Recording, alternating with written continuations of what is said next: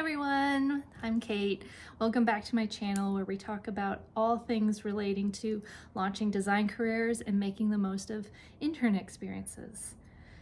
Today I wanted to talk a little bit about the transition and differences between school and professional environments, whether it's in full-time employment, contract work, or internships. The differences are bigger than a lot of students and young professionals realize until they get thrown in the deep end when they join a company and they're like, oh, wait, this isn't what we expected based on what we learned in school. So school is a highly structured environment. It is the first time where you are learning on your own to function in an environment with strict schedules, school, classes, homework. You have to figure out all of these things, but there's a syllabus for each class, so you know what's coming during the term. You know what the homework would look like. You know what kind of hours you need to spend on work outside of class and what the routine looks like. It's great. It gives you a warm-up. You are focused almost exclusively on the hard skills. You are focused on software programs and techniques and using tools in various ways. There's all sorts of things that you're learning in school. You're doing projects and whatnot. It's great. You're building portfolios. It's wonderful. The thing is that school is structured. It's predictable. There's a term end. There is a change with each term. There is a syllabus. When you get into a professional environment, again, either an internship, a full-time gig, a contract gig, whatever, it is no longer structured in the same way. The schedule changes every day. It's chaos. I like to describe it a calendar, a work calendar. And I don't mean your private one that you have on your, Outlook or anything, but I mean like the company calendar is, to me, like a syllabus that changes. It is completely unpredictable. There is no way to plan for it except that you are expected to plan for it. And so these are skills that you learn over time. So don't stress about trying to figure that out right away. But it's a whole different thing. And the thing about the stuff that you learn in school, which again, it is learning how to use things like Clo in 3D software or Illustrator or whatever the tool is, versus sketching. You learn all of these methods. You learn tools. You learn how to navigate them and apply them. But when you get into the workforce, the things that they graded you on, the technique specifically, the quality of your sketch, all of those things, out the window, no longer apply. You now have to apply what you know about the tool and the method of working with things to achieve a result, to then adapt to the way that the company does it. Every company, every team will do things differently. It is always a little different and in often surprising ways. And so I like to advise people to be comfortable throwing out what you think you know. Understand that you are not going to know how to do things. Do not run an assumption when you join a new team or join a company, especially early in your career when it's like an internship or anything.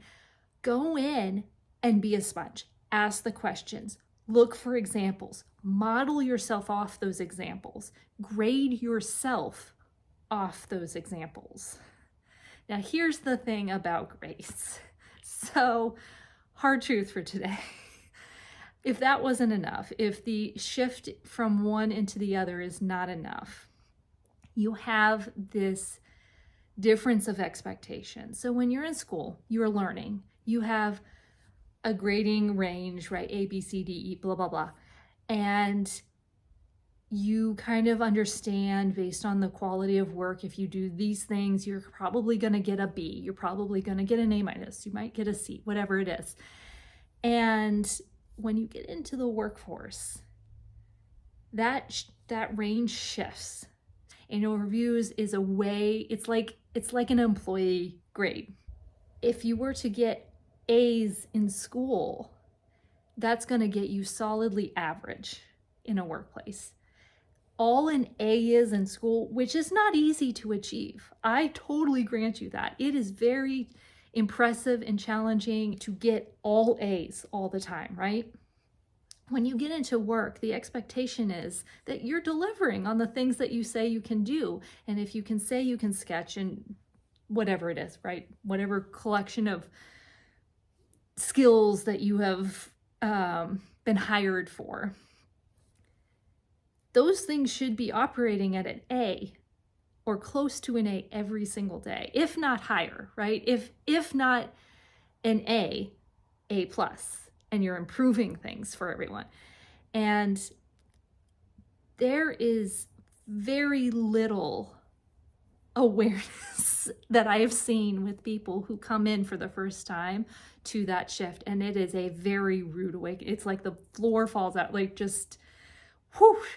And so my advice is, when you go into a company, you're starting everything from scratch. Forget what you think you know from school, but don't discount how much you know. Like, understand that you know how to grade yourself. You know how to work through comparisons. You can understand what makes things good or bad. And you have some analytical skills that you've developed in school as part of the grading process for school. Now you're going to take those skills and the skills you've developed in the tools that you've learned and work towards matching your execution now to the standards that the company has set. Now, it is very possible that the company's standards, the quality of sketches or whatever it is not as rigorous and specific as it was in school. That may be. There's no rule for that. It's just really tricky. So if an A is like stellar in school, an A is like a B- in the workplace. And that's a tough pill to swallow, right? If you think if doing what you said you were going to do gets you an A in school, it gets you a B- in a professional environment. And so to get an A in a professional environment, there's a lot of things to do. There's a lot of room above that B-, right? There's a lot of space for areas, for ways for you to start to infuse things about yourself and your technique and the quality of work and what kinds of things you work on and the kinds of ways you contribute to the team and your relationships that will help set you apart and help you go from a B- to an A. And we'll talk about those in different videos.